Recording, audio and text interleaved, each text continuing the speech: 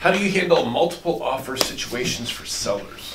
That can be rather intense. So and it makes the listing agent very nervous that you missed the market, you didn't price right. One of the worst things that happens to us is we put something on the market and it gets crushed with a bunch of showings, and then the seller says, "Well, you didn't price it high enough," or whatever. But you know, there are certain market niches where they're super hot right now, and just because something sells quickly or has a bunch of showings early doesn't mean that the listing agent didn't price it right, because that property still has to appraise. And the appraisers are looking at the same information that we're looking at, closed comparables. The problem is like, you know, in this area, in Raleigh and Durham, Chapel Hill, Cary, Apex, Holly Springs, there are certain price points right now that are just so red hot. And really, you know, that anything in that 250 margin right now is we have baby boomers that are downsizing, and we have millennials that are entering in the market, and they are all after that same demographic, that same little niche, whatever. So you're representing a seller. I had a couple just a few months ago, 12 showings in a day. They couldn't go home. They went shopping. They did everything they could. They went out to lunch and everything. They sat in my lobby for a couple hours because their house was being shown the entire day. So 24 hours, we have 3 offers. They say, "Eric, what do we do?" And I say, "Well, we disclose to everyone that we're in a multiple offer situation, but I don't think we should take any of these 3 offers right now.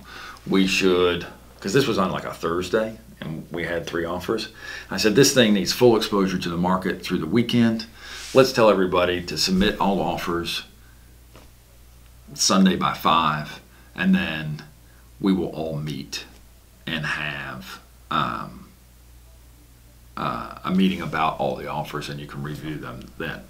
And so not every agent likes that. Not every buyer likes that. Some buyers are just, because it's a competitive situation, they're gonna walk away. But the thing that I always tell my sellers is that sometimes terms can be more important than price. And so we want to make sure the buyer has the ability, if this property doesn't appraise, can they make up the deficiency via cash? And unfortunately, that's not the agent telling me they have the ability. That's not the buyer telling me they have the ability. I need proof. So I'm going to ask for proof, which is like proof of funds.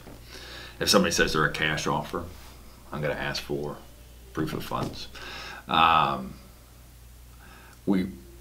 If I'm representing the seller and it's a multiple offer situation, we're going to look at who has approved the loan. If it's Linda Roberts, the mortgage broker that I know that works in Pittsburgh, I'm going to be very pro that offer with my sellers. If it's Green Tree Financing, internet company out of San Francisco, I'm not going to have a lot of faith in that company. I don't know them. I don't know who they are. It could be just a bogus piece of paper as far as I'm concerned. So if it is Wells Fargo or Bank of America and it's a normal property, I'm going to be excited about it. If it's a home with acreage and it's Wells Fargo or Bank of America, I know they don't like that product, so I'm not going to be as excited about it. So there's a lot of things that go into this process that I can advise the client. So are they getting a loan? Who's giving them the loan? And what type of loan is it? Are they asking for 100% financing? Is it a VA? Is it an FHA? Are they putting 20% down? I mean, there's so many things that tip the scale on this for my sellers. Many times I've been in a multiple offer situation, and if I have the listing agent, or excuse me, the buyer's agent saying, we want proof of when that septic was last pumped. We've heard that there's a lot of things going on with the water out there. Are you positive it's clean water? What are the neighbors like? Da, da, da, da. If this is their agent asking me these questions, either themselves or on behalf of the buyer, I'm gonna tell that seller, this is a pain in the ass agent, a pain in the ass buyer, and it is my experience that shows that this is going to be a difficult buyer or a difficult agent later in the process. If all things are equal, they're getting kicked out. So, on the other side of that, agents should know, make nice, find out the stuff yourself if you can, and not come across as being problematic, because that's a red flag to the listing agent who's looking out in the best interest of the seller. Do they want a whole bunch of personal property included with it? That's kind of muddying the offer a little bit. And is it closing in a reasonable amount of time? I mean, the longer that thing is under contract, the more chances there are of that deal falling apart.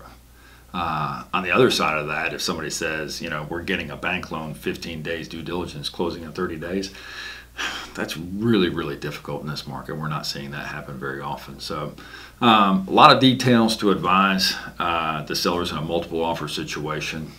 And ultimately, we always say ultimately it is the seller's decision, but our job is to advise them based on our experience.